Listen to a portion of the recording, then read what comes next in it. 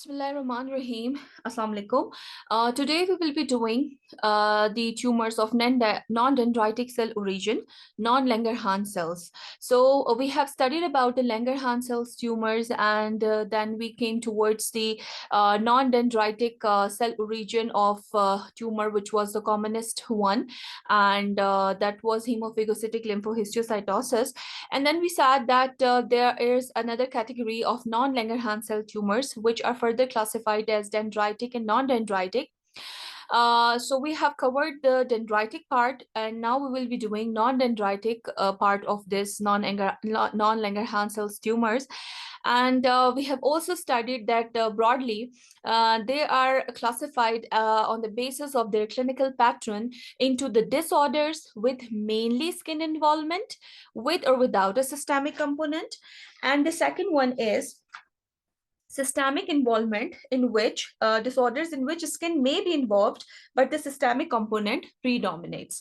So the first topic is that is non-dendritic cell origin, and it mainly involves skin, is reticulohistiocytoma. So it is an uncommon tumor, and it is incompletely characterized histiocytic tumor of skin and soft tissue. It is not only involving the skin, but also other soft tissues. The important point is that it is basically a localized variant of multicentric reticulohistiocytosis, which we will study in the group of those non-dendritic cell origin tumors, which mainly involves other system, and skin may be a part of that spectrum.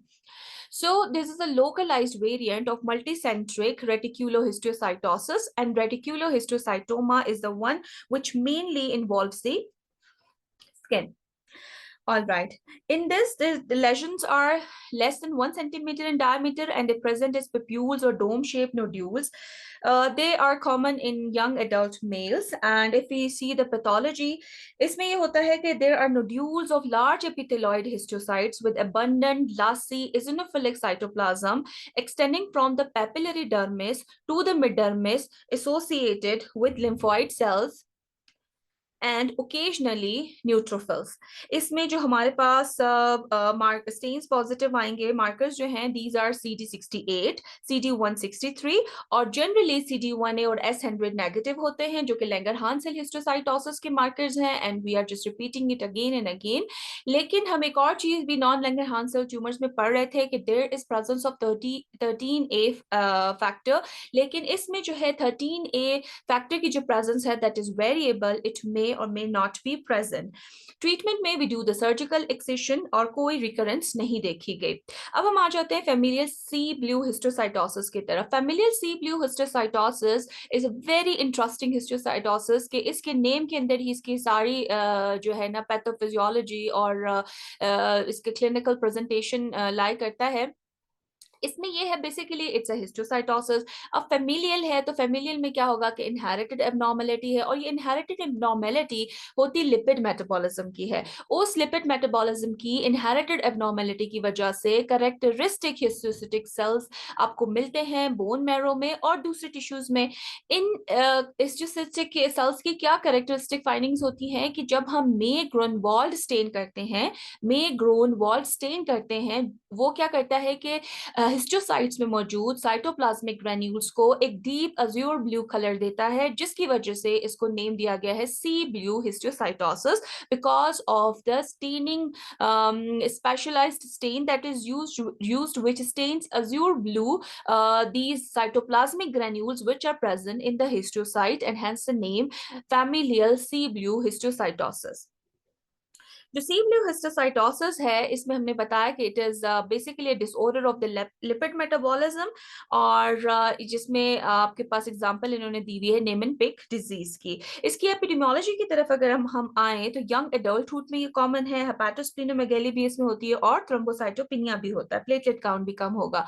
तो इसकी pathophysiology की तरफ अगर आए तो storage disease होती है किसकी, ग्लाइकोलिपिड्स की, फॉस्फोलिपिड्स की, जिसकी वजह से दोनों के दोनों हिस्टोसिटिक सेल्स में ऑक्यूमुलेट कर जाते हैं, क्योंकि आपके हिस्टोसाइट्स क्या है, फेगोसिटिक सेल्स हैं, मैक्रोफेजेस है. मैक्रोफेजेस दीज इनके दो ही काम होते हैं, या एंटीजन प्रेजेंट करते हैं या फेगोसाइटोसिस करते हैं.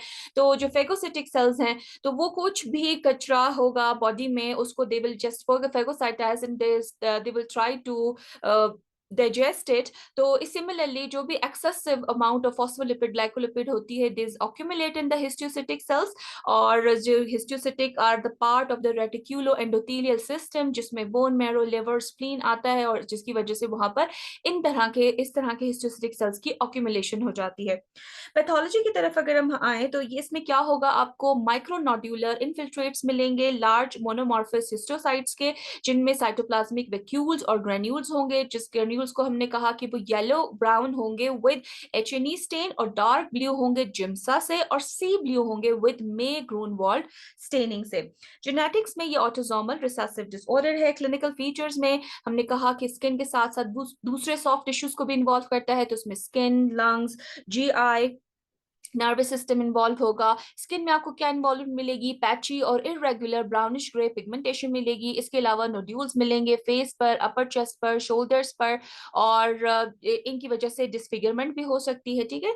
और आई में आपको स्टिपल डिपॉजिट्स मिलेंगे at the margin of the phobia और मैक्यूला, और ऑब्वियसली ये आपको ऐसे नहीं मिलेंगे। प्रॉपर आई कंसल्टेशन के बाद जो आई एग्जामिनेशन होती है, स्लिट लैम्प एग्जामिनेशन होती है, उससे जो है आपको मिलेंगे, बेसिकली ऑफ्थल्मोलॉजिस्ट को मिलेंगे। But the important thing is that we should keep in mind that eye examination और eye consultation is very important in a patient who presents with the reticular histiocytoma. In general जब भी हिस्टोसाइटोसिस का कोई patient हमारे पास आएगा तो पूरे के पूरे सिस्टम्स ही हमारे पास इन्वॉल्व होते हैं, हिस्ट्री वाइज भी, एग्जामिनेशन वाइज भी, और उन्हीं के बेसिस पे हम जो है टाइप ऑफ हिस्टोसाइटोसिस जो है डिसाइड करते हैं। न्यूरोलॉजिकल सिम्टम्स जो हैं इनके जल्दी होते हैं, जिसमें अटैक्सिया, एपिलेप्सी और डिमेंशिया होगा। यूजुअली ये बिनाइन है, लेकिन it may disseminate and lead to death from the heart, liver और लंग इन्वॉल्वमेंट। अगर हार्ट, लिवर या लंग इन्वॉल्वमेंट हो जाए तो डिजीज इज फेटल। मैनेजमेंट की तरफ हम अगर आए तो आपने स्पेसिफिक ट्रीटमेंट करनी है एसोसिएटेड लिपिड मेटाबॉलिज्म की, जिसकी वजह से ये कुटेनियस इन्वॉल्वमेंट भी जो है वो रिजॉल्व हो जाएगी। The second topic is hereditary progressive mucinous histiocytosis. जो हेरिडिटरी प्रोग्रेसिव म्यूसिनस हिस्टोसाइटोसिस है, ये भी नॉन डेंड्राइटिक सेल ओरिजिन का है। ये इसमें जो है एज अ नेम डिपिक्ट्स, इसमें जो है म्यूसिन प्रोडक्शन होगी, ठीक है। ये रेयर ऑटोसोमल डोमिनेंट जीनोडर्मेटोसिस है, जिसमें लेजन्स होंगे जो कि नोज को, हैंड्स को, फोर आर्म को और थाइस को इन्वॉल्व करते हैं। एपिडेमोलॉजी की तरफ अगर हम आए तो जितने भी केसेस अभी तक रिपोर्ट हुए हैं वो वुमेन में रिपोर्ट हुए हैं। पैथोफिजियोलॉजी में जो है आपको एपिडर्मिस नॉर्मल मिलती है, और डर्मिस में आपको स्मॉल कलेक्शन मिलेगी एपिथेलॉइड हिस्टोसाइट्स के। हम जो यहाँ पर भी पढ़ रहे हैं तो उसमें हम देख रहे हैं हिस्टोसाइट्स की जो मॉर्फोलॉजी है वो या स्पिंडल शेप्ड है, कहीं पर एपिथेलॉइड है, ठीक है सारे हिस्टोसाइट्स ही। तो एपिथेलॉइड टाइप के आपको हिस्टोसाइट्स मिलेंगे, टेलेंजेटिक वेसल्स मिलेंगे अपर डर्मिस में। और इसके अलावा आपको जैसे जैसे ट्यूमर डेवलप करेगा आपको जो ये इनफिल्ट्रेट मिल रहा है, ये नोड्यूलर मिड डर्मल एग्रीगेट्स बन जाएंगे, ठीक है ना। और उसके अलावा उसमें टाइटली पैक्ड, पहले वो आपको एपिथेलॉइड हिस्टोसाइट्स मिल रहे थे, अब स्पिंडल शेप्ड हिस्टोसाइट्स मिलेंगे जैसे जैसे ट्यूमर प्रोग्रेस करता जाता है। इसके अलावा इन्होंने हमें बताया कि अर्ली लेजन्स हो या स्टैब्लिश लेजन्स हो, उसमें moderate to extensive mucin production होती है by the epithelioid histiocytes and the spindle shaped cells. चाहे एपिथेलॉइड सेल्स हैं चाहे स्पिंडल शेप्ड सेल्स हैं हिस्टोसाइट्स के, उसमें क्या होगा, म्यूसिन प्रोडक्शन हो रही है। और जब हम इलेक्ट्रॉन माइक्रोस्कोपी करते हैं तो उसमें स्पिंडल शेप्ड सेल्स जो हैं आपको नजर आएंगे, और वो डेंड्राइटिक हिस्टोसाइट्स होंगे। हालांकि we are studying the non dendritic one, लेकिन उसमें जो इलेक्ट्रॉन माइक्रोस्कोपी में अगर आप देखेंगे तो वहां पर आपको डेंड्राइटिक हिस्टोसाइट्स जो है नजर आएंगे, जिसमें बहुत ज्यादा लाइजोसोमल स्टोरेज ऑर्गेनेलीज होंगी, माइलिन बॉडीज होंगी और जेब्रा बॉडीज होंगी। तो बेसिकली ये बॉडीज आपको नॉर्मल हिस्टोकेमिस्ट्री पे नहीं मिलते हैं, ये आपको इलेक्ट्रॉन माइक्रोस्कोपी पे मिलेंगे। और जो इसकी इम्यून हिस्टोकेमिकली हम इसको अगर देखेंगे तो इसमें कौन कौन से मार्कर्स के लिए स्टेन होगा, CD68, और म्यूसिन की वजह से MS1 भी इसमें आएगा, ठीक है। क्लिनिकल फीचर्स में it is common in the first decade of life, और ग्रेजुअली ये थ्रू आउट द लाइफ जो है इंक्रीज होते रहते हैं ये लेजन्स। और जो ये लेजन है इसमें आपको स्किन कलर्ड से रेड ब्राउन पेप्यूल्स नजर आएंगे, जो कि करेक्टरिस्टिकली कहाँ कहाँ ज्यादा इन्वॉल्व करेंगे, नोज को, हैंड्स को, फोर आर्म्स को और थाइस को। मैनेजमेंट की तरफ अगर हम आए तो कंडीशन ये प्रोग्रेसिव है, लेकिन कोई एविडेंस नहीं है स्पॉन्टेनियस रेजोल्यूशन का, इसमें कोई सिस्टेमिक इन्वॉल्वमेंट नहीं होती और कोई भी ट्रीटमेंट इसके लिए हेल्पफुल नहीं है। ना ये प्रोग्रेस करता है, ना ये जो है through out the life gradually increase करता है, मतलब प्रोग्रेस करता है, लेकिन स्पॉन्टेनियस रेजोल्यूशन अभी तक भी किसी भी केस में रिपोर्ट नहीं हुई है। लेकिन ये बाकी सिस्टम को इन्वॉल्व भी नहीं करता और कोई ट्रीटमेंट इसके लिए हेल्पफुल भी नहीं है। तो this hereditary progressive mucinous histiocytosis has no treatment has been helpful in this disease, and ये रिजॉल्व भी नहीं होती। अब हम आ जाते हैं मेलेकोप्लैकिया की तरफ। मेलेकोप्लैकिया जो है ये एक इम्यून डेफिशिएंसी डिजीज है, जिसमें क्या होता है, मैक्रोफेजेस फेगोसाइटोज ही नहीं कर सकते और बैक्टीरिया को प्रॉपर्ली डाइजेस्ट ही नहीं कर सकते। जो टर्म मेलिकोप्लेकिया है इसका मतलब है सॉफ्ट प्लैक, यानी कि malako means soft and plakia is for the plaque, and इसी वजह से जो है इसको इसकी डिस्क्रिप्टिव टर्म मिली है। पैथोफिजियोलॉजी में अगर हम आए तो आपको शीट्स ऑफ लार्ज हिस्टोसिटिक सेल्स मिलेंगे with abundant cytoplasm that are present in the skin, affecting any level of the epidermis to the subcutaneous fat. उसके अलावा आपको सेल्स में फाइन इजोनोफिलिक ग्रैन्यूल्स भी मिलेंगे और बेसोफिलिक इंक्लूजन बॉडीज भी मिलेंगी। जो इजोनोफिलिक ग्रैन्यूल्स हैं वो हिस्टोसाइट्स के साइटोप्लाज्म में होते हैं, उनको हम बोलते हैं हैंसमैन सेल्स, जबकि इसमें जो राउंड बेसोफिलिक इंक्लूजन्स होती हैं उनको जो है कहते हैं माइकलस गटमैन बॉडीज। ये जो माइकलिस गटमैन बॉडीज होती हैं ये 5 to 15 माइक्रोन मीटर होंगी डायामीटर में, और जब हम इसको स्टेन करेंगे तो they will stain positive with the periodic acid skiff stain। और वन कॉसा स्टेन आपका पॉजिटिव होगा फॉर द कैल्शियम, और पर्ल्स फेरोसाइनाइड रिएक्शन होगा फॉर फेरिक आयरन। अब ये कैल्शियम और आयरन जो है जो स्टेन होते हैं विद देयर स्पेसिफिक स्टेन्स, यानी कि वन कोसा stand for calcium, pearls ferrocyanide reaction for ferric iron, ये इस डिजीज के लिए पैथोग्नोमोनिक है। और ये क्यों आते हैं, abnormal degradation of the bacteria और इसके साथ साथ कैल्शियम और आयरन डिपॉजिट्स की वजह से on the remaining glycolipids. Causative organism में हम देखें तो मेलिकोप्लैकिया की इटियोलॉजी तो अनक्लियर है, लेकिन हमने कहा कि ये डिजीज ऑफ इम्यून डेफिशिएंसी है, तो कोई भी क्रॉनिक इन्फेक्शन जो होगा वो इस हिस्टोसाइटोसिस को इनिशिएट कर देगा और इतनी हिस्टोसाइट्स की प्रोलिफरेशन हो जाएगी।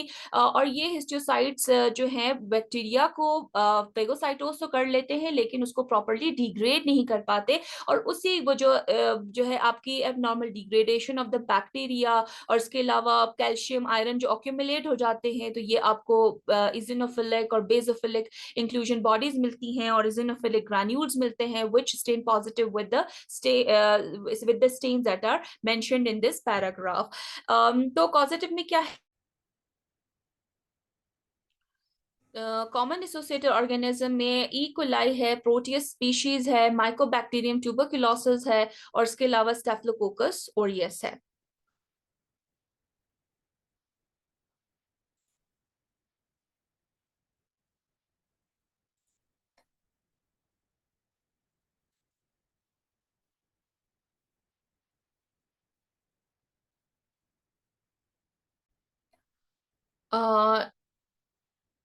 तो क्रॉनिक इन्फेक्शंस जो हैं इसमें इंपॉर्टेंट रोल प्ले करते हैं इसकी पैथोजेनेसिस में।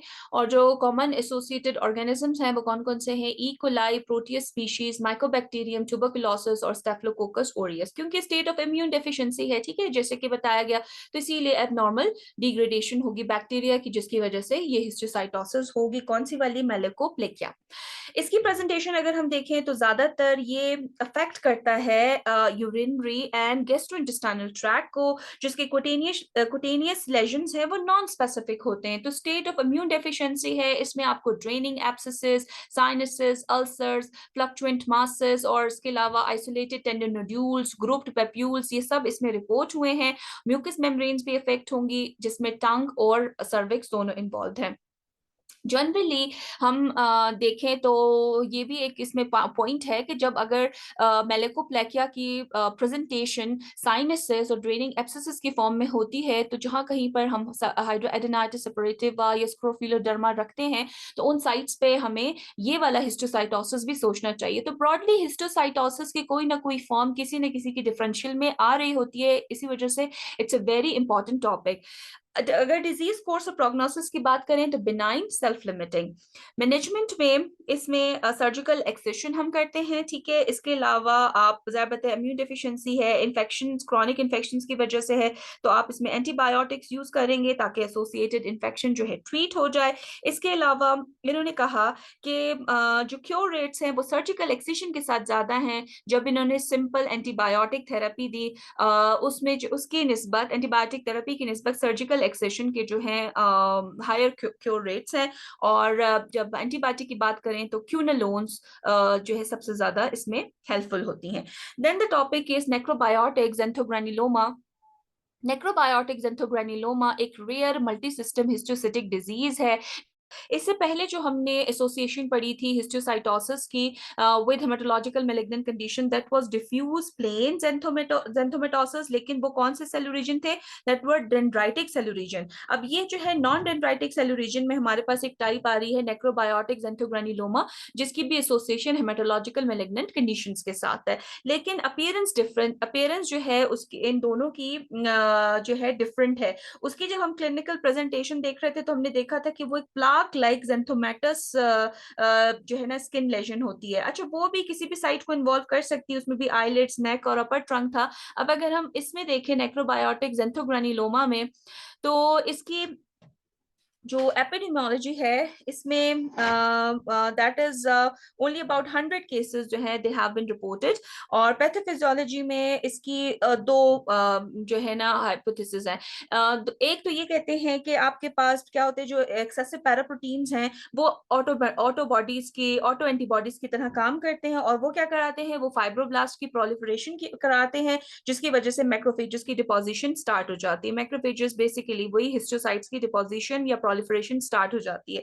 दूसरे ये सजेस्ट करते हैं कि आपके जो एबनॉर्मल पैराप्रोटीन्स हैं वो लिपिड्स के साथ जो है कॉम्प्लेक्स बना लेते हैं, और वो जो पैराप्रोटीन का कॉम्प्लेक्स है विद लिपिड्स वो स्किन में डिपॉजिट हो जाता है। वहां स्किन में डिपॉजिट होने के बाद जो है ये क्या करते हैं कि they start producing foreign body giant cell granulomatous reaction. और इसकी वजह से मतलब एक फॉरेन बॉडी जॉइंट से ग्रैन्युलोमेटस रिएक्शन होता है। लेकिन उन्होंने कहा कि इस तरह के भी आपके पास एग्जांपल है इसकी नेक्रोबायोटिक ज़ेंथोग्रानुलोमा की, जिसमें कोई पैराप्रोटीनीमिया तो होता नहीं है, लेकिन डिस्पाइट दैट उस तरह की आपको हिस्टोसिटिक प्रोलिफरेशन मिलती है। तो ये दोनों हाइपोथेसिस जो है इस पॉसिबिलिटी को एक्सप्लेन नहीं करती हैं। तो उन्होंने जो है एक पॉसिबिलिटी बताई है इन्फेक्शन की, कि उसमें मोस्ट कॉमनली बुरेलिया स्पीशीज हैं, और जिसकी वजह से जो है ये टाइप ऑफ हिस्टोसाइटोसिस अपीयर हो सकती है। Approximately 80 to 90% of the patients हैं उनको कोई ना कोई अंडरलाइंग मोनोक्लोनल गामापेथी होती है, जिसमें आईजीजी कापा जो है सबसे ज्यादा फ्रीक्वेंट मोनोक्लोनल गामापेथी है। और अगर सबसे ज्यादा जो आप पैराप्रोटीनीमिया के टाइप देखें तो सबसे ज्यादा कॉमनेस्ट टाइप कौन सी है, जैसे that is monoclonal gammopathy of undetermined significance. और उसमें भी जो है ये 65% में, और 35% में फिर आईजीजी लैम्डा होती है, और सबसे ज्यादा लेस कॉमन जो है आईजीए मोनोक्लोनल गामापेथी होती है। और अगर आपके पास गामापेथी प्रेजेंट हो तो अंडरलाइन हेमेटोलॉजिकल कंडीशन जो कॉमनेस्ट होगी that would be monoclonal gammopathy of undetermined significance. Pathology की तरफ अगर हम आए तो हमें कॉन्फ्ल्यूएंट ग्रैन्युलोमेटस मासेस मिलेंगे, जो कि either in the forms of sheets और नोड्यूल्स की फॉर्म में दे विल बी प्रेजेंट, और जो कि ज्यादातर डर्मिस को रिप्लेस कर रहे होंगे, नॉर्मल डर्मिस को रिप्लेस कर रहे होंगे। तो नॉर्मल डर्मिस जो है आपकी रिप्लेस हो रही है by the confluent granulomatous masses, और इसके अलावा they are extending into the subcutaneous tissue. यहाँ पर जो है एक जनरली एक बात देख लें कि हमने यहाँ पर सारे ग्रैन्युलोमेटस सेल्स आपको मिल रहे हैं, ठीक है ना। कहीं कहीं पर आपको इवन जॉइंट सेल्स भी मिलेंगे जो टाइप्स ऑफ हिस्टोसाइटोसिस हैं। इसमें जो है आप ये चीज आप देख लें कि मेनली जो ये इन तमाम सेल्स की अरेंजमेंट होती है ये शीट्स की फॉर्म में होगी, इवन नोड्यूल्स की फॉर्म में होगी, लेकिन ये ट्रू ग्रैन्युलोमा नहीं बनाते हैं। ठीक है, आपके पास ट्रू ग्रैन्युलोमास नहीं बनते हैं इन हिस्टोसाइटोसिस। ग्रैन्युलोमेटस रिएक्शन मिल सकता है आपको, आपको वो सारे सेल्स मिल सकते हैं जो ग्रैन्युलोमा फॉर्म करते हैं, लेकिन दे आर नॉट फॉर्मिंग ग्रैन्युलोमास इन हिस्टोसाइटोसिस। इसके अलावा आपको इसमें हाइलीन एरियाज ऑफ नेक्रोबायोसिस मिलेंगे जो कि सेपरेट करते हैं इंडिविजुअल नोड्यूल को। इसके अलावा इसमें ये देख लें कि more than 80% of the lesions जो हैं दीज आर, यहाँ पर जो क्लिनिकल फीचर्स हैं इसके, नहीं यहाँ पर ये चीज आप इंपॉर्टेंट है, इसको जरा अंडरलाइन कर लें कि इसमें आपको कोलेस्ट्रॉल क्लेफ्ट्स भी मिलेंगे जी, ये कोलेस्ट्रॉल क्लेफ्ट्स भी मिलेंगे, लिम्फोइड नोड्यूल्स भी मिलेंगे और पेरिवास्कुलर एग्रीगेट्स मिलेंगे प्लाज्मा सेल्स के। ठीक है, और इसके अलावा लेस कॉमनली पेरिवास्कुलर एग्रीगेट्स मिलेंगे प्लाज्मा सेल्स के, और लेस कॉमनली मिलेंगे लेकिन they are characteristic are palisading cholesterol cleft granulomas and xanthogranulomatous panniculitis. And granulomatous invasion जो है ब्लड वेसल्स की विद थ्रोम्बोसिस भी डिस्क्राइब हुई भी है। तो लेस कॉमनली मिलेंगे लेकिन कैरेक्टरिस्टिक है अगर आपको कोलेस्ट्रॉल क्लेफ्ट ग्रैन्युलोमास या ज़ेंथोग्रैन्युलोमेटस पैनिक्यूलाइटिस मिल जाए। क्लिनिकल फीचर्स की तरफ अगर हम आए तो ये स्लोली प्रोग्रेसिव है, आपको रेडिश येलो ज़ेंथोमेटस प्लाक नोड्यूल्स मिलेंगे जो कि इन्फिल्ट्रेटिव भी होते हैं, डिस्ट्रक्टिव भी होते हैं, जैसे कि इसकी पिक्चर आप देख लें। और ज्यादातर 80% जो है ना लेजन्स आपको पेरी ऑर्बिटल मिलेंगे। इससे पहले जो हमने टाइप ऑफ हिस्टोसाइटोसिस पढ़ी दैट इज डिफ्यूज प्लेन ज़ेंथोमेटोसिस, जिसकी भी एसोसिएशन हेमेटोलॉजिकल मैलिग्नेंसीज या पैरापेरोटिनीमियास के साथ थी, उसकी प्रेजेंटेशन इतनी इनफिल्ट्रेटिव, डिस्ट्रक्टिव, अल्सरेटिव नहीं होती। वो भी आइस पे प्रेजेंट हो सकते हैं लेकिन इतने ज़ेंथोमेटस, अल्सरेटिव और इन्फिल्ट्रेटिव अगर आपको एट्रोफिक जो है लेजन्स अगर मिलेंगे तो वो जो है ज्यादा पॉइंट करेंगे towards this form of histiocytosis that is necrobiotic xanthogranuloma rather than the previous one. तो इसके अलावा आईज जो है ऑफन अफेक्टेड होती हैं, और आईज पे जब आपको ऊपर से इस तरह की इन्फिल्ट्रेटिव लेजन मिल रहा है, अल्सरेटिव या एट्रोफिक लेजन मिल रहा है, तो उसमें साथ साथ कंजक्टिवाइटिस, केराटाइटिस, यूवियाइटिस, आयराइटिस और प्रोप्टोसिस भी मिल सकता है। और इसके अलावा blindness have also been reported in affected patients. इसकी जो है कॉम्प्लिकेशंस की तरफ हम आ जाते हैं, कोमॉर्बिडिटीज की तरफ आ जाते हैं। कॉम्प्लिकेशंस में देख लीजिए एसोसिएशंस की किसके साथ है, हेमेटोलॉजिकल और लिम्फोप्रोलिफरेटिव मैलिग्नेंट डिसऑर्डर्स के साथ, जैसे कि माइलोमा है, नॉन हॉजकिन लिम्फोमा है, सीएलएल है। और टिपिकली इस तरह से भी हुआ है कि ये they occur approximately 2 years from the onset of the skin manifestation, यानी स्किन मैनिफेस्टेशन इन तमाम हेमेटोलॉजिकल मैलिग्नेंसीज को प्रीसीड भी कर सकती है, उनसे पहले भी आ सकती है, और उसके 2 साल के बाद जो है पेशेंट ये डेवलप करे तो these patients are at risk of developing the haematological malignancies as well. और इसके अलावा यहाँ पर आप देख लें कि सिस्टमिक सिम्टम्स भी रिपोर्ट हुए हैं, जैसे कि nausea, vomiting, fatigue, epistaxis, back pain और इसके अलावा रेनॉल्ड्स फिनोमेना। और ये मैनेजमेंट की तरफ अगर हम आए तो इसमें मैनेजमेंट से पहले आई वुड लाइक कि यहाँ पर जो है आप अपने लिए अलग से लिख लें। एक इम्पॉर्टेंट पार्ट है कि डायग्नोस्टिक क्राइटेरिया क्या है आपके पास नेक्रोबायोटिक ज़ेंथोग्रैन्युलोमा का, दैट इज ऑफ्टन आस्क्ड, क्योंकि ये इसकी जो है क्लिनिकल स्लाइड भी आती है, दैट इज वेरी इंपॉर्टेंट। उसकी एसोसिएशन पूछी भी होती हैं और साथ में जो है डायग्नोस्टिक क्राइटेरिया पूछा होता है। तो डायग्नोस्टिक क्राइटेरिया मैं आप पढ़ देती हूँ, लेकिन आपको जो है ये अपने पास लिखना है लाजमी और इसके साथ याद भी करना है। इसका जो डायग्नोस्टिक क्राइटेरिया है इसमें 2 मेजर और 2 माइनर क्राइटेरियाज हैं। डायग्नोसिस के लिए लाजमी है कि आपके पास एटलीस्ट कि आपके पास दोनों मेजर क्राइटेरिया हो और एक माइनर क्राइटेरिया हो, लेकिन ये उसी वक्त एप्लीकेबल है कि there is absence of foreign body infection या other identifiable cause of these lesions.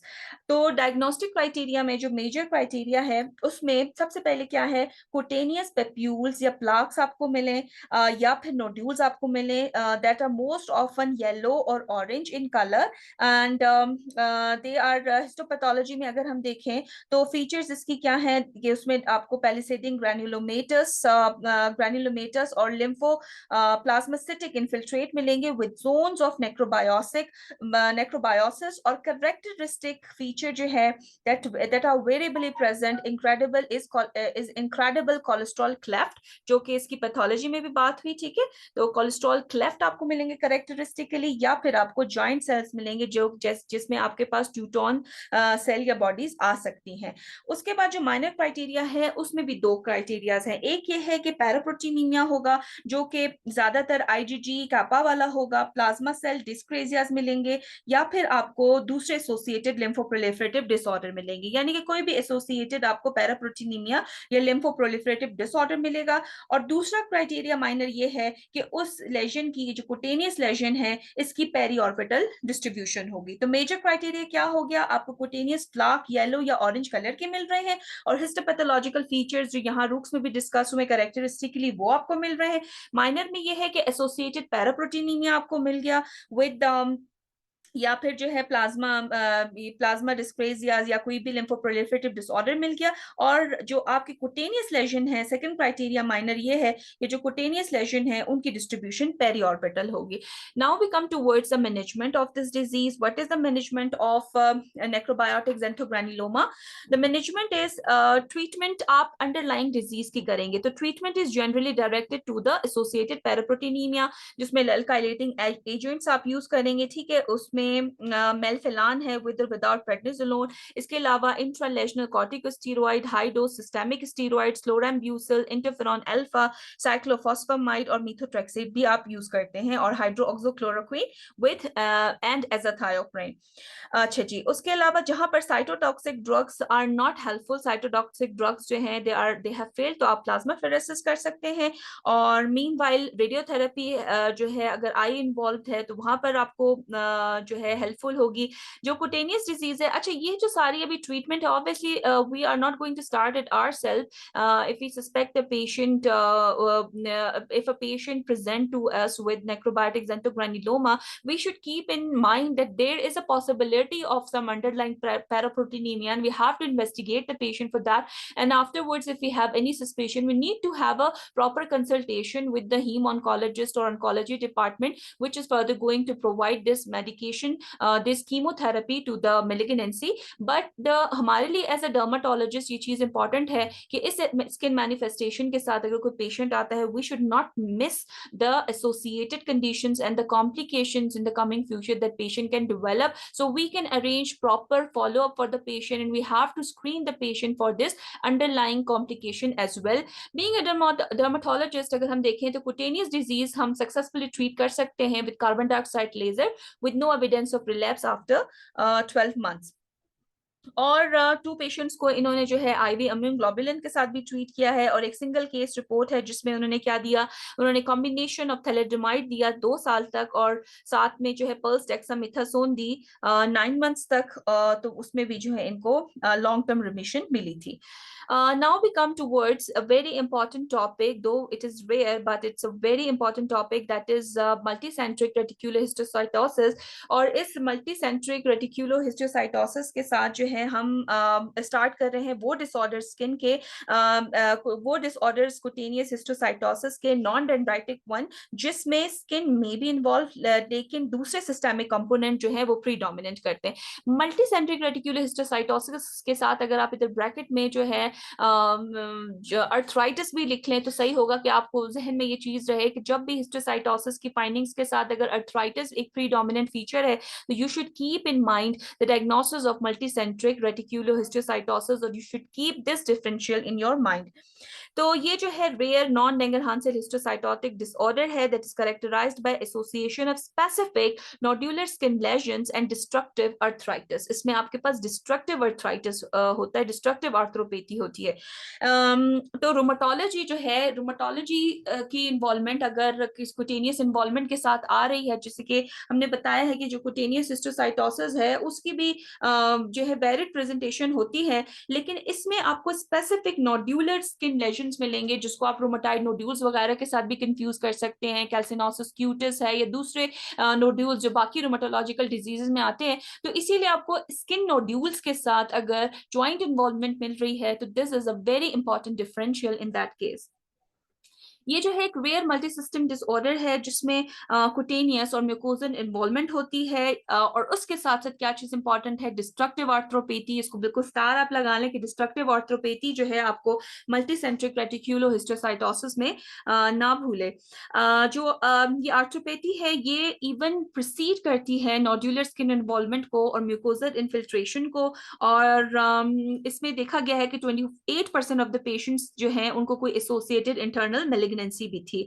जो मल्टीपल रेटिकुलर हिस्टोसाइटोसिस है जो कि स्किन तक रिस्ट्रिक्ट होती है, जिसमें कोई आपको एसोसिएटेड आर्थ्रोपैथी या ना ही इंटरनल मेलिग्नेंसी मिलती है, उसमें जो है उसको आपको किससे डिफरेंशिएट करना है।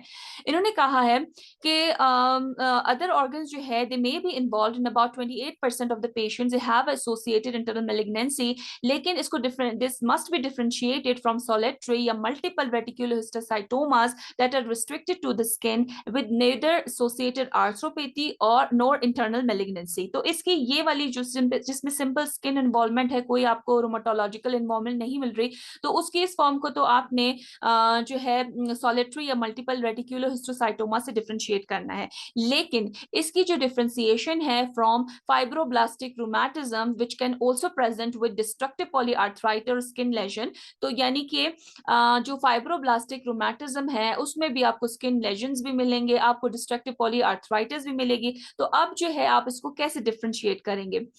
It is important and it differs both in prognosis and therapy। इनकी prognosis भी different है और इनकी therapies भी different है। जो हमारे पास फाइब्रोब्लास्टिक रूमेटिज्म है, it was originally classified as class 2B histiocytic disorder, but recent studies have suggested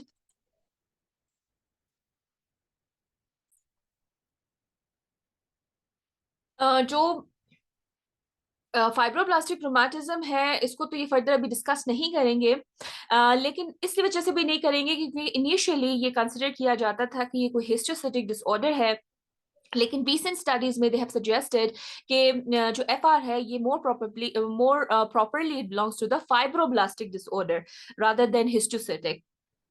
तो अब जो है इसकी एपिडेमियोलॉजी की तरफ हम आ जाते हैं। मिडिल एज्ड एडल्ट्स में ज्यादा कॉमन है, ज्यादातर फीमेल्स को इन्वॉल्व करता है। तो देखिए सारे जो एक रोमाटोलॉजी के अंदर जितना होता है कि फीमेल्स जो है इन्वॉल्व होंगी, मिडिल एज में इन्वॉल्व होंगी, तो इसी वजह से इसकी बड़ी क्लोज डिफरेंशियल्स में जो है ये ऑटोइम्यून डिजीजेस आती है, रोमाटोलॉजिकल डिजीजेस आती हैं। Female to male ratio is 3:1 और 85% जो रिपोर्टेड एडल्ट जो हैं दे वर वाइट। पैथोफिजियोलॉजी की तरफ हम आए तो इट इज रिएक्टिव हिस्टोसाइटोसिस। इसमें इन्फ्लेमेटरी साइटोकाइंस मिलेंगे जैसे कि ट्यूमर नेक्रोसिस फैक्टर अल्फा है, इंटरल्यूकिन 1 है, इंटरल्यूकिन 6 है, और आपको ये जो है हाईली एक्सप्रेस्ड होंगे कहाँ पर, एमआरएच नोड्यूल्स में। What is MRH? MRH is multicentric reticulohistiocytosis. उसके नोड्यूल्स में जो है ये वाले इन्फ्लेमेटरी साइटोकाइंस मिलेंगे, और इसके अलावा इंटरल्यूकिन 6 में also result in the osteoclastogenesis accounting for the multinucleated giant cells that are seen in this lesion।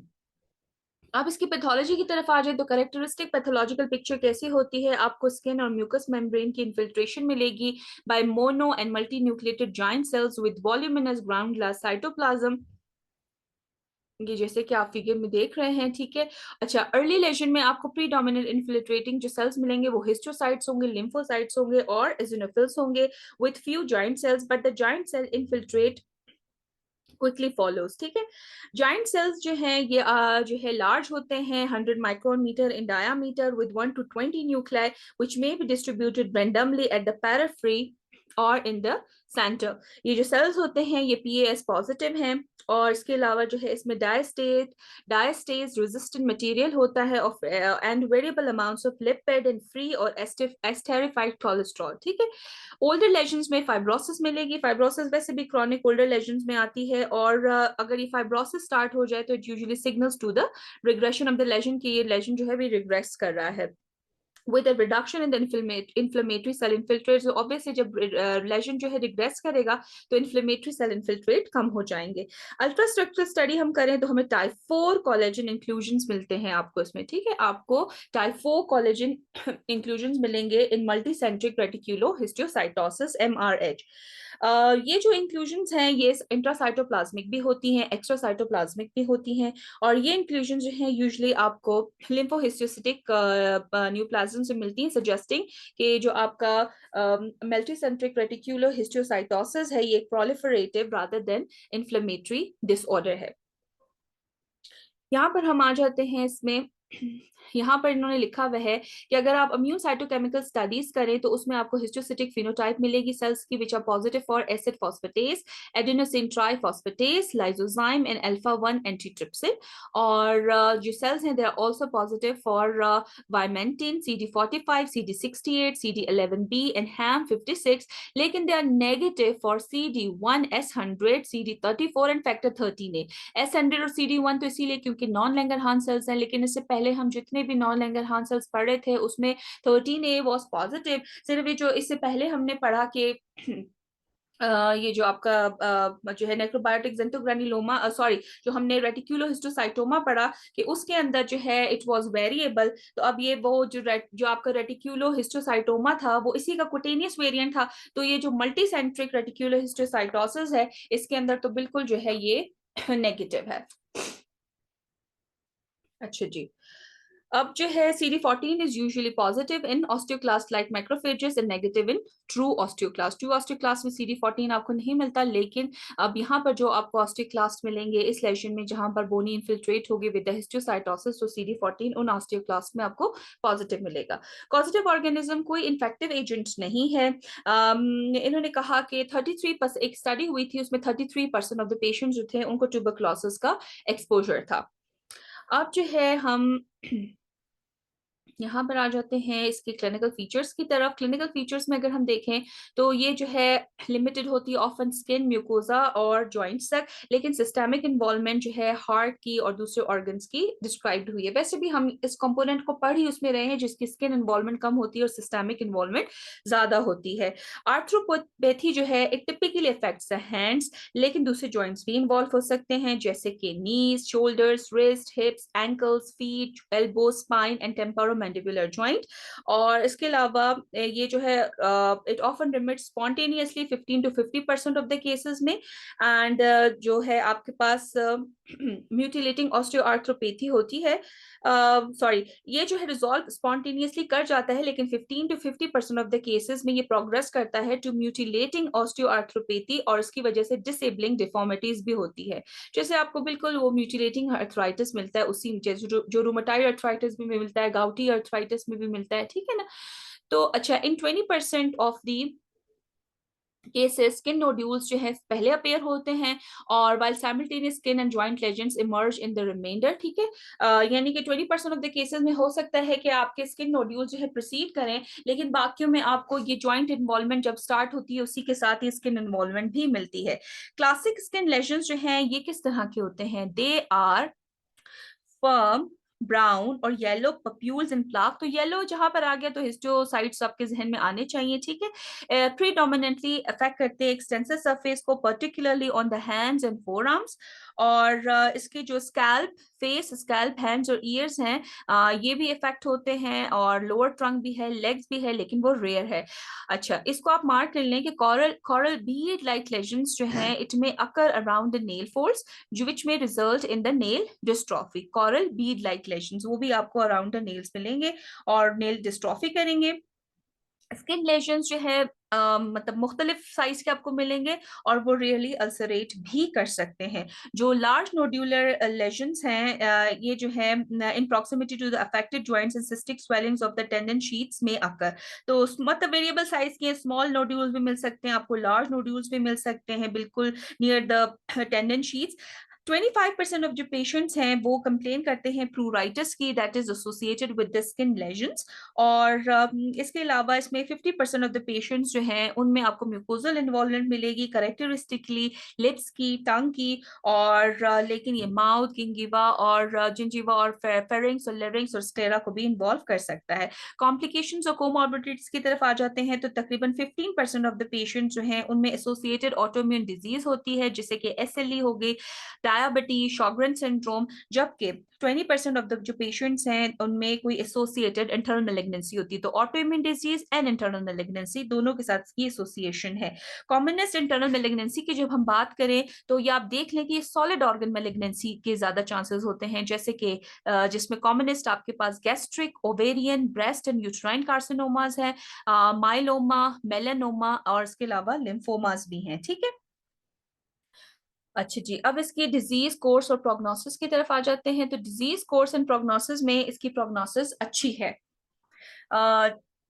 जिसमें जो है डिजीज जो है 7 to 8 years में it may become quiescent if there is no systemic malignancy. लेकिन अगर cardiac involvement है तो डिजीज कैन बी फेटल। और जो जो एमआरएच है it may however leave considerable morbidity with the crippling arthropathy and scarred skin xanthoma. आपके पास जो हिस्टोसाइटिक लेजन्स जहां पर भी ये रिग्रेस करते हैं, स्कारिंग जो है स्किन की होती है, ठीक है, नॉर्मल स्किन नहीं रहती, फिर स्कारिंग जो स्किन की होती है। और इंपॉर्टेंट चीज जो हमने मल्टीसेंट्रिक रेटिक्यूलो हिस्टोसाइटोसिस में पढ़ी, दैट इज आर्थ्रोपैथी। तो मल्टीसेंट्रिक रेटिक्यूलो हिस्टोसाइटोसिस के साथ आर्थ्रोपैथी को हमेशा याद रखें, और ये जो है बिल्कुल क्रिपलिंग आर्थ्रोपैथी कराती है। तो इसकी जब भी हम डिजीज प्रोग्नोसिस बताएंगे तो उसमें ये पॉइंट इंपॉर्टेंट होगा। मैनेजमेंट की अगर हम बात करें तो we have to treat the underlying disease. अच्छा, ये जो सारे इन्होंने यहाँ पर लिखे हुए ना, गोल्ड, टिमोक्सिन, D penicillin, they have failed in the treatment. ठीक है, इसमें जो आपके पास इफेक्टिव ट्रीटमेंट होती है ये है साइक्लोफॉस्फामाइड, और इसके अलावा जो है साइक्लोस्पोरिन, लिफ्लोनामाइड और प्रेडनिसोलोन और एजाथायोप्रिन, इन्होंने भी जो है कंप्लीट रिमिशन शो की है, कुछ क्या सिर्फ सिंगल केस रिपोर्ट्स। ठीक है, अच्छा, उसके अलावा जहां पर भी बोनी इन्वॉल्वमेंट आती है तो bisphosphonates become important part of management. तो आपने बिस्फॉस्फेनेट्स भी इसमें देने हैं अगर जो है जो मतलब बोन इन्वॉल्वमेंट है साथ में। और वो जो बिस्फॉस्फेनेट्स आप देंगे वो किसके साथ देंगे? प्रेडनिसोलोन और मीथोट्रेक्सेट के साथ। और रिसेंटली एंटी टीएनएफ एजेंट जैसे कि इटानरसेप्ट, इन्फ्लिक्सिमैब और इडालीमुमैब जो है they have also reported to be beneficial. और इसके अलावा एंटी इंटरल्यूकिन 6 एंटीबॉडी टोसिलीजुमैब जो है उन पेशेंट्स में जो कि रेजिस्टेंट थे मीथोट्रेक्सेट और प्रेडनिसोलोन को, उनमें जो है यूज किया गया है। इसके अलावा एक रीजनेबल अप्रोच इन्होंने यहाँ पर बताई भी है, वो क्या है कि उसमें कॉम्बिनेशन ऑफ कॉर्टिकोस्टेरॉइड और लो डोज मीथोट्रेक्सेट देते हैं। पहले कॉर्टिकोस्टेरॉइड और लो डोज मीथोट्रेक्सेट देते हैं और फिर जो है साइक्लोफॉस्फोमाइड को ऐड कर देते हैं। और ये रिजीम उन्होंने उन लोगों में यूज की those were poor responder to the initial treatment. और इसके अलावा इन्होंने यहाँ पर कहा हुआ है कि आप मीथोट्रेक्सेट को विद और विदाउट कॉर्टिकोस्टेरॉइड्स भी दे सकते हैं। एंड किसके साथ? With one of newer targeted agents as front line therapy in severely affected और रेजिस्टेंट पेशेंट्स। अब जो है हम last topic of the day पर आते हैं, that is again a very important topic and though rare, but it is a very important topic, that is Rosai Dorfman disease and it is known as sinus histiocytosis with massive lymphadenopathy. तो जहां पर भी आपके पास कोई भी subtle स्कुटेनियस involvement हो या फिर जो है हिस्टोसिटिक लेजन्स आपको प्रॉपरली नजर आ रहे हैं और साथ में आपको परसिस्टेंट पेनलेस लिम्फेडिनोपैथी मिल रही है, तो you should keep in mind this diagnosis, that is Rosai Dorfman disease और the sinus histiocytosis with massive lymphadenopathy. ये जो है नॉन न्यूप्लास्टिक डिसऑर्डर है ऑफ अंडर etiology जो कि सेल्फ लिमिटिंग होता है and it is characterized by abundant histiocytes in the lymph nodes throughout the body. सारे बॉडी के लिम्फ नोड्स में आपको हिस्टोसिटिक इन्फिल्ट्रेशन मिलेगी और उसकी इन्फिल्ट्रेशन की वजह से लिम्फेडिनोपैथी होगी। एपिडेमियोलॉजी की अगर हम बात करें तो यंग एडल्ट्स में कॉमन है, मीन एज इज 20.6 ईयर्स। इसके अलावा ये फ्रॉम बर्थ टू 74 ईयर्स कभी भी हो सकता है। ज्यादातर ये मेल्स में कॉमन है 58% और ब्लैक पीपल में। प्रीडिस्पोजिंग फैक्टर्स की तरफ हम आ जाते हैं।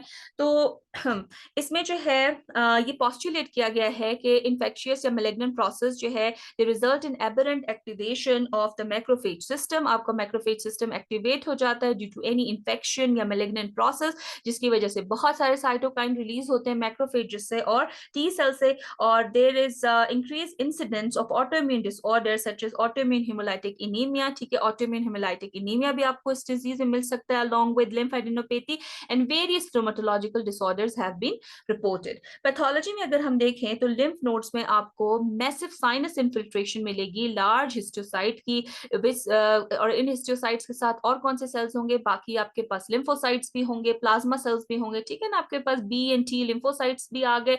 और इम्यून हिस्टोकेमिकली में जो आपके पास SHML है which is sinus histiocytosis with massive lymphadenopathy, इसमें they are positive for S100, CD68, CD163, HAM56, alpha 1 antichromotripsin, और इसके अलावा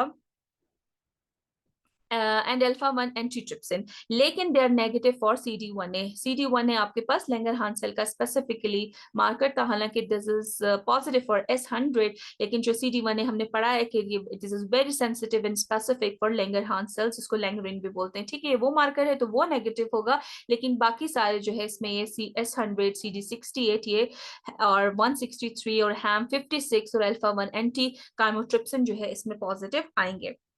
अच्छा, उसके अलावा इन्होंने कहा है कि जो ये आपके पास डिजीज है which is also known as Rosai Dorfman disease, इसमें मॉडरेट एक्सप्रेशन मिलेगी आपको इंटरल्यूकिन 1 और ट्यूमर नेक्रोसिस फैक्टर अल्फा की। ठीक है, SHML lesions show strong expression of interleukin 1 और TNF alpha and moderate it shows strong expression of the interleukin 1 and TNF alpha, लेकिन moderate expression होगी इसमें interleukin 6 की, यानी कि 1 और TNF alpha इसमें ज्यादा होंगे।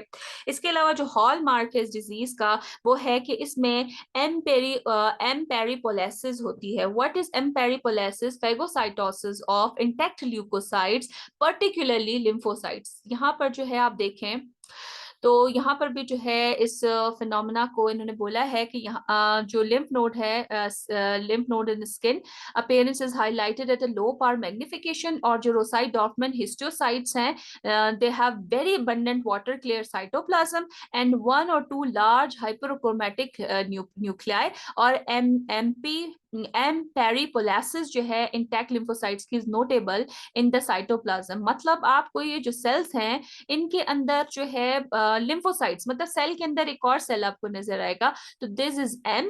पेरिपोलेसिस का मतलब है कि उन सेल्स के अंदर के अलावा आपको अराउंड सेल भी जो है सेल्स नजर आएंगे, लिम्फोसाइट्स नजर आएंगे, और इस सारे प्रोसेस को जो है एम्पेरिपोलेसिस बोलते हैं कि वो सेल के अंदर हिस्टोसाइट्स ने उन मतलब हिस्टोसाइट्स के अंदर आपको लिम्फोसाइट्स नजर आएंगे और उसके अराउंड भी नजर आएंगे। ठीक है, तो ये जो है इसका एक कैरेक्टरिस्टिक फीचर है।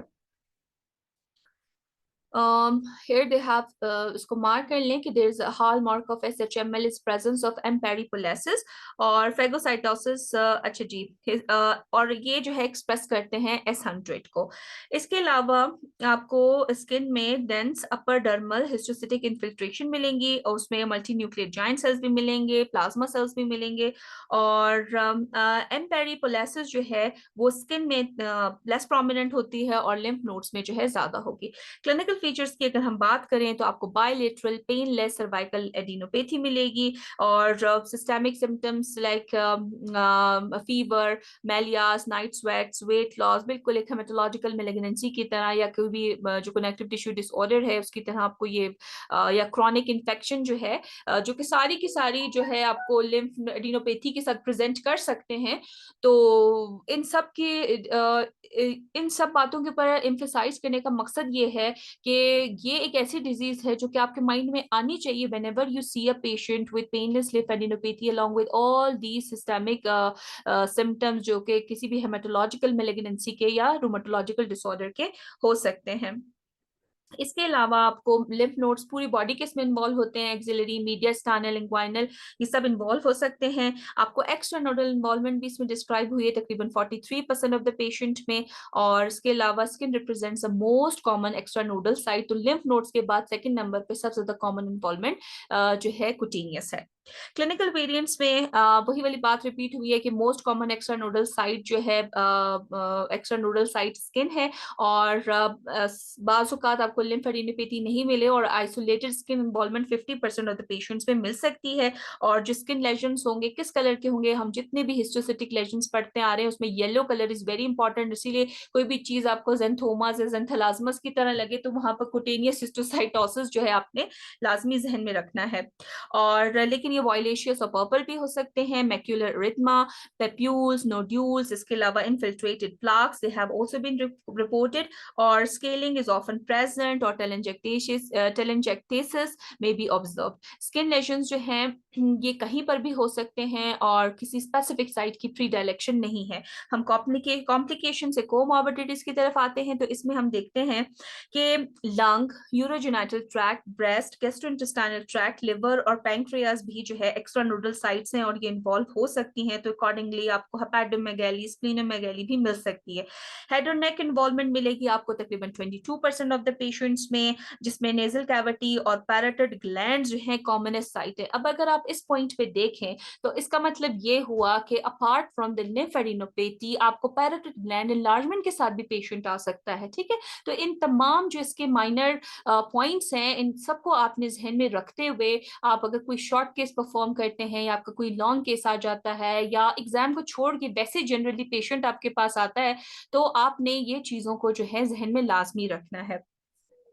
So being a specialist of some particular subject, जैसे कि dermatology में we should be master of picking the rare diseases as well, और यहीं पर जो है एक specialist का जो है रोल प्ले होता है, वरना जो आम डिजीजेस हैं वो तो किसी से भी पिक हो जाती हैं। तो इन रेयर डिजीज को पिक करना ही हमारी स्पेशलिटी है, but we should think that common is always common, but these things should be kept in the mind as well. अच्छा जी, आइसोलेटेड इंट्राक्रेनियल डिजीज भी इसमें हो सकती है। इसके अलावा जो ज्यादातर इंट्राक्रेनियल लेजन्स हैं वो ड्यूरा मैटर से अटैच होते हैं और पेशेंट जो हेडेक, सीजर्स, नमनेस और पैराप्लेजिया के साथ आ सकता है। तो इससे आप देखें कि इस तरह की कुटेनियस इन्वॉल्वमेंट के साथ जब पेशेंट आपके पास आए तो पूरी सिस्टेमिक इंक्वायरी उसमें बहुत इंपॉर्टेंट है। अब हम आ जाते हैं डिजीज कोर्स और प्रोग्नोसिस की तरफ। ये प्रिडिक्टेबल नहीं है कि डिजीज के साथ क्या होगा। इसकी एक्सरसेबेशन भी हो सकती है, रिमिशन भी हो सकती है, and that may extend over 3 years। जो आउटकम है वो ज्यादातर अच्छा होता है और जो डिजीज है वो ऑफन सेल्फ लिमिटिंग होती है। लेकिन 5 to 11% ऑफ द पेशेंट जो है इस डिजीज से उनकी जो है मोर्टेलिटी इज अबाउट 5 to 11%।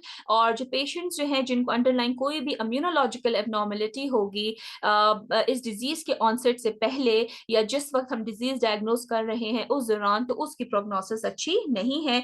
और सिमिलरली आपकी वर्स्ट प्रोग्नोसिस होगी जब वाइड स्प्रेड नोडल डिजीज होगी और उसके साथ फिर हायर फर्टिलिटी रेट्स होंगे। इन्वेस्टिगेशन ये वैसे जनरली किसी भी डिजीज के साथ होता है। ज्यादा डिजीजेस मतलब क्रॉनिक प्रोग्रेसिव होती है, रिमिशन में भी जा सकती हैं। आपको मोर्टेलिटी की परसेंटेज पता होनी चाहिए, इस केस में इट इज 5 to 11%। और कोई भी अगर साथ में ज्यादा सिस्टेमिक इन्वॉल्वमेंट है तो obviously it is going to be a worst prognosis. और वैसे भी जहां पर आपने कुटीनियस हिस्टोसाइटोसिस आप पढ़ते हैं और उसकी प्रोग्नोसिस बताने पर आए तो वो डिपेंड ही करती है एज के ऊपर, इसके अलावा कि लिवर इन्वॉल्वमेंट है नहीं है, एलएफटीज आपके कैसे हैं, आपकी जीआई इन्वॉल्वमेंट है, सीएनएस इन्वॉल्वमेंट है या कार्डिक इन्वॉल्वमेंट है। तो it is they all add into the poor prognosis of the disease. Investigations की तरफ हम आए तो बिल्कुल जैसे आपने किसी भी जनरली हम बेस लाइन इन्वेस्टिगेशन से स्टार्ट करेंगे तो उसमें जो है नॉर्मोक्रोमिक नॉर्मोसिटिक एनीमिया मिलेगा, हाइपोक्रोमिक माइक्रोसिटिक एनीमिया भी मिल सकता है। इसके अलावा आपका ईएसआर रेज होगा, पेशेंट का ईएसआर रेज होगा। और सीरम प्रोटीन्स जो हैं वो एबनॉर्मल होते हैं, यानी कि आपको लो सीरम एल्ब्यूमिन मिल सकती है। इसके अलावा पॉलीक्लोनल गामा पेटी भी मिल सकती है। सीरम लिपिड्स आर नॉर्मल, यानी येलो लेशंस आपको मिल रहे हैं लेकिन सीरम लिपिड्स आर नॉर्मल। तो ये चीजें हमने देखनी है कि लिपिड प्रोफाइल जो हमने सिर्फ 2 हिस्टोसाइटोसिस में ही पढ़ी है कि वहां पर डिरेंज होती है, उसमें से भी जो एक थी that was associated with the lipid disorder, disorder, तो ज्यादातर में कुटेनियस हिस्टोसाइटोसिस में आपको सीरम लिपिड जो है नॉर्मल मिलती है। तो वो जो दो डिजीजेस जिसको हमने पढ़ा है कि उसके अंदर कोई भी लिपिड एबनॉर्मलिटी मिल सकती है, उसमें जो है आपके पास एक तो ये है ज़ैंथोमा डिससेमिनेटम है, और दूसरा जो है जिसके अंदर लिपिड एबनॉर्मलिटी मिल सकती है, वो जो लिपिड मेटाबॉलिज्म का है, वो फैमिलियल सी ब्लू हिस्टोसाइटोसिस है। ठीक है जी। अब बाकी इसके अलावा तकरीबन तमाम में ही जो है आपको नॉर्मल मिल रही हैं। अब इसकी मैनेजमेंट की तरफ हम आ जाते हैं। मैनेजमेंट में हम देखें तो ट्रीटमेंट उसी वक्त जरूरी होती है अगर कोई वाइटल ऑर्गन जो है कॉम्प्रोमाइज हो रहा हो या नोडल इनलार्जमेंट इतनी ज्यादा हो कि वो एयरवे ऑब्स्ट्रक्शन कर रही है। ठीक है। इंट्राक्रेनियल जो ड्यूरल बेस्ड लेशंस होते हैं उसको सर्जिकली एक्साइज करना होता है। Obviously that is a job of a neurosurgeon, but we should be aware of the signs and symptoms that a patient present to us with the cutaneous involvement, and we should look for the CNS involvement as well, and we should prompt a we should be able to take a prompt consultation of these symptoms as well, क्योंकि इसमें जो है बिल्कुल जब ड्यूरल based lesions आएंगे तो MRI of the patient is important and that are basically diagnosed on the MRI। तो हमारा कोई भी पेशेंट अगर आता है और उसकी मैनेजमेंट की अगर हम बात करें तो हमारा ये काम जरूर होना चाहिए कि हम उस पेशेंट में एटलीस्ट बता सकें कि इसको MRI ब्रेन जो है इसके लिए कंपल्सरी है, उसकी रीजन हमें पता हो, ताकि हम प्रॉपरली पेशेंट को टाइमली जो है ट्रीट कर सकें। इसके अलावा एंटीबायोटिक्स इसमें यूजफुल नहीं है। सर्जिकल डीबल्किंग हम करेंगे रिसेक्टेबल लेजन्स की, और उसकी वजह उसमें इन्होंने कहा है कि जितने भी आपके रिसेक्टेबल लेजन्स से उनमें बिल्कुल कंप्लीट रिमिशन आपको 8 to 9 पेशेंट्स में मिली है। और सिस्टेमिक कॉर्टिकोस्टेरॉइड्स भी यूजफुल हैं ताकि साइज डिक्रीज किया जा सके और सिम्टम्स को डिक्रीज किया जा सके। लेकिन अगर जैसी कॉर्टिकोस्टेरॉइड्स आप बंद करते हैं तो रीग्रोथ हो जाती है दोबारा से शॉर्ट पीरियड ऑफ डिसकंटिन्यूएशन के बाद। कीमोथेरेपी जनरली अनसक्सेसफुल है, इसमें कीमोथेरेपी इतना हेल्प नहीं करती, और कंप्लीट रिमिशन जो है आपको इंटरफेरॉन अल्फा और कीमोथेरेपी के साथ जो है मिल सकता है, थैलेडिमाइड या acyclovir, and they have been reported in case reports. Rituximab जो है वो एक काइमेरिक एंटी CD20 एंटीबॉडी है, और ये भी जो है कुछ पेशेंट्स में 3 पेशेंट्स के अंदर जो है इनको जो है ये इसमें सक्सेस मिली with the treatment of rituximab. और लास्ट में ये कि अगर रिलैप्स जो है जब रिटुक्सीमैब को डिसकंटिन्यू किया तो रिलैप्स जैसे कॉर्टिकोस्टेरॉइड्स के से थे तो रिटुक्सीमैब के साथ भी रिलैप्स आता है। और retreatment and prolongation of the therapy similar to the cases of follicular lymphoma may be indicated. तो ऐसे केसेस में आप दोबारा ट्रीट करें या थेरेपी को प्रोलॉन्ग करें जैसे कि फॉलिक्यूलर लिम्फोमा में करते हैं, और it may be indicated in these refractory patients. लेकिन ये अप्रोच ऑब्वियसली एक्सपेरिमेंटल है and we are not sure about this treatment. Thank you so very much. This is the end of the today's topic.